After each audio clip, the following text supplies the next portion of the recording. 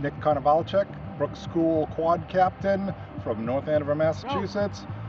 Nick is our player of the week defensively for his terrific game leading Brooks to the upset win over St. George's team, which was riding an 11-game win streak.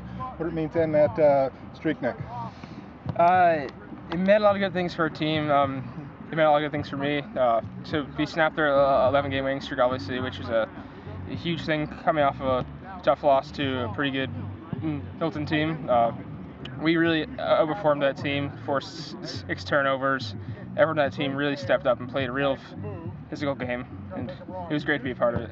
And Coach said it was a real emotional day for you, Nick. You had lost your grandfather that morning. Yeah. Actually, it was the night before I lost my grandfather. I come from a really big Irish family. Him having 7 kids and me being one of the 30 grandchildren he had. It was definitely a tough day for me, but I definitely wanted to get out there and get the win for my team, and obviously for him too. That's always the very impressive thing. Coach Foley was saying Nick's had a great career here. This was the best game he's ever had for us. 9 tackles, 1 interception, 1 sack, 51-yard TD run, snapping the 11-game streak for St. George's. Take us through how difficult was there any thought of not playing? You know what, I'm a little too emotional. I don't want to play, or I'm definitely playing. What was the thought process on playing? I mean, I had thought all along, kind of waking up that morning, that I was going to play. But definitely, it was nice of Coach Foley to really think of me there, saying he definitely supported me through the whole thing and saying, of course, Nick, it's up to you. You don't have to play if you don't want to. Just do what you can. But I mean, I didn't want to let my team down, and I wanted to go out there and, like I said, play for my grandfather, play for my team. So definitely, I definitely wanted to play that game. And were you out there thinking of your grandfather, or it's just sort of another game and you're compartmentalizing during the course of the game? I definitely had him in the back of my mind for sure. He was in the back of my mind. I was thinking of him throughout the game. Definitely when I was out there between the whistles, I was real focused in the ball, focused in what's going on. The offense obviously in front of me. I was definitely, my head was in the game, but he was the back of my mind for sure. And I know as everybody knows, the Konovalchuk family is quite the athletic family. Dad, the wrestling coach here and former football coach, wrestled and played football at Harvard. Your brother Andrew, one of the great wrestlers in area history, also a fine football player here at Brooks. Was your grandfather, was he an athlete too? Did it come from him, or? I mean, so he was an athlete in high school. I think he considered himself an athlete, but he actually never ended up graduating from high school. But he played football for the team for Peabody, I believe. So he was a good athlete too. He definitely supported me through all my kind of athletic career, and he was a really good mentor for me, really good guy. But he kind of praised my athleticism too, and I think part of it came from him for sure.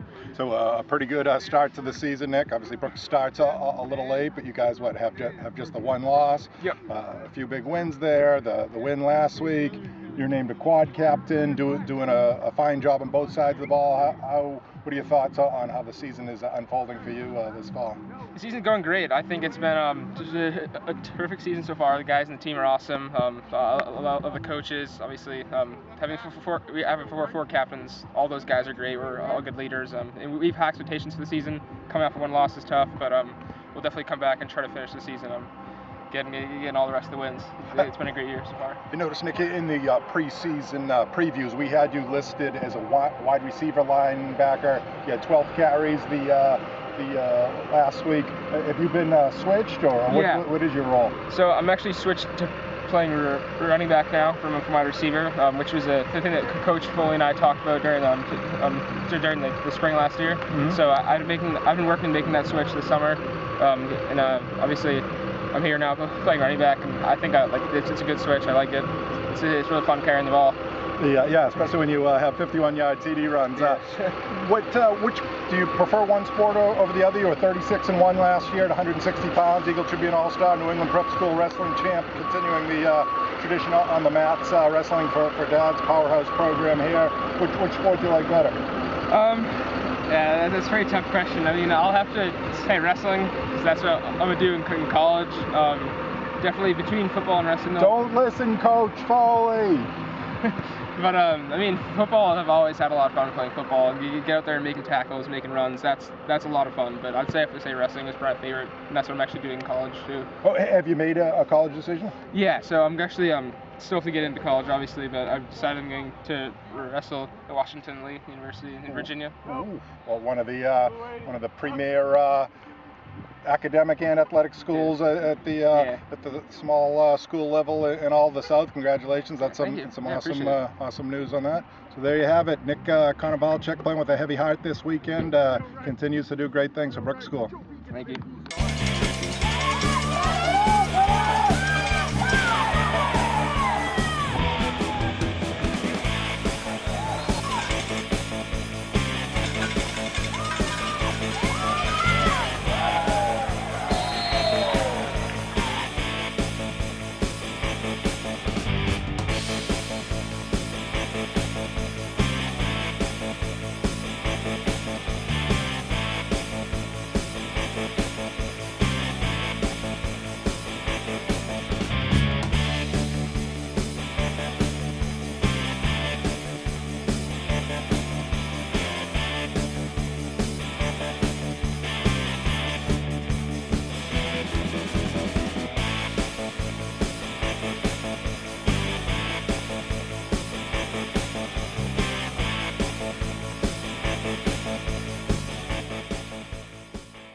With Eagle-Tribune Offensive Player of the Week, O.J.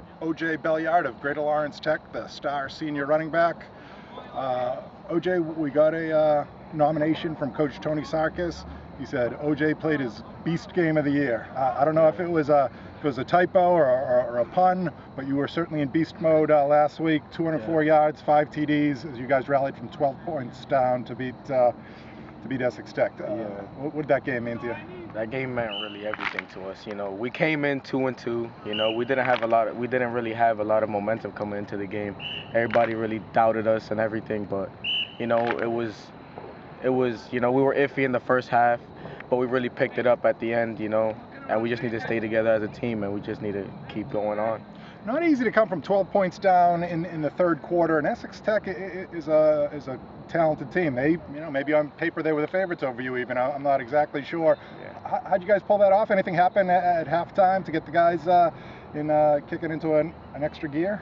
Yeah, you know, at halftime, we were all talking about, you know, what was going wrong in the offense and the defense, and you know, I took the time to just tell everybody, you know, keep your heads up, and we need to keep playing hard. We're Reggie football, and we need to keep playing hard. We need to keep playing tough because, you know, that's the way to win games. We have to have more heart, and we have to play tougher than the other team, and we really emphasize on that in the second half. Been a bit of a strange year for you, O.J. Everybody knows what you bring to the table. 1,500 yards exactly last fall, 23 TDs. So maintaining that great Reggie tradition of running backs that goes back 30, 40 years. And so you were being counted on to maybe be the premier running back in the area. Tons of injuries, really slowed down. Last week, week 5, your first 100-yard game. How tough has this year been for you? I mean, yeah, it's been a struggle throughout the first few games, but you know, I just put the trust in my team because we had a lot of pieces to put together, and you know, it just takes trust because, you know, you guys might be aware that we have a lot of sophomores starting. You know, they say they're inexperienced, and it just took a little while for them to, you know, get a hang of what they got to do and everything. But I just put trust in them because the linemen really did step up, and they're going on a good track. Are you 100% now, or are you still fighting through a lot of pain? I'm 100%. You know, I can never just be the type to sit on the sidelines. You know, so I worked hard to get back. I took care of myself, and you know, now I'm feeling great. Yet it looked like a couple of weeks ago that there was a genuine fear that maybe you know, a severe Charlie horse, some real bad leg injuries that really just weren't coming around, that maybe your season was in jeopardy. Was that actually the case? I never thought my season was in jeopardy, but I knew that it was the pain. It really did hurt. You know, I hate sitting out, and to be on the sideline does not really like me. But you know, the injury really limited me, and at the end of the day I was on crutches. You know, I couldn't really walk, but you know, I fought through the injury. You know, I knew it wasn't going to end my season, and I really didn't want to miss that game. So I just worked towards it, and you know, I ended up playing. And how'd you get from there to here? Is it physical therapy, time, prayer? What? You know, it took a bit of time. You know, I took like 2 days off of practice. You know, I was just really taking care of my leg, keeping it elevated, icing it. You know, the same routine every day. And I was seeing the trainer. You know, she was helping me out. I was just taking the. Now, who is your trainer? I've heard a lot of positive reports. That's Meg. She's one of the best trainers, you know. Does a good job. Yeah, she really does do a good job. Now, you guys are pretty well situated, 3-2. It looks like you're playing your best ball at the right time. You're certainly playing your best ball at the right time. What are the goals for the second half of the season? We really just gotta amp it up. We can't slow down. This is there's no slowing down. There's no stop button. We have to just keep going. You know, every single game is magnified at this point, and you know we just gotta keep going on, and we gotta win games. Looks like OJ. It looks like it's an up year in the Commonwealth Conference. A lot of talent out there, but Shawsheen, their defense. You know, I don't know if they have any of the Pittsburgh Steel Curtain or Ray Lewis playing for them, but their defense has just been simply impenetrable. Is it 2 weeks from now you have them? 2 weeks, yeah. Is that, you know, you're gonna get it through this week? Any fear, or what are the thoughts if you do get past this week and you're still in a roll with big bad Shawsheen around the corner? You know, yeah. I mean, big credit to Shawsheen. You know, they're having a huge season, a really good season, but you know, the way this team is set up, that we're not here to back down from anybody. You know, their record is great, but I feel like our team, you know, can carry out, and they have the heart, you know, to come out and win that game. But right now we're just focused on the game coming up on Saturday, which is a huge game too, our homecoming game over here under the lights, and we're just really focused on that right now.